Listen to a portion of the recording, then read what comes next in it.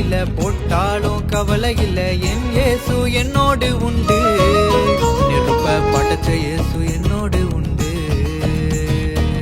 அக்கினி ஜுவாலையில போட்டாலும் வேகவில்லை 3 பேரு தனியா இல்ல அப்போ நாலாவதா யாரு அங்க வந்தாரு சூழ நடுவல முடி கூட கருகவும் இல்லை எப்பா வந்தாரு நெருப்பு நடுவுல இயேசு அவங்க கைய விடவே இல்ல நடுவுல வந்தாரு எத்தா நின்னாரு சூளைய ஃப்ரிட்ஜாக மாத்தி புட்டாரு நம்புங்க இது உண்மைங்க போய் சொல்ல அவர் மனுஷன் இல்லைங்க அட நம்புங்க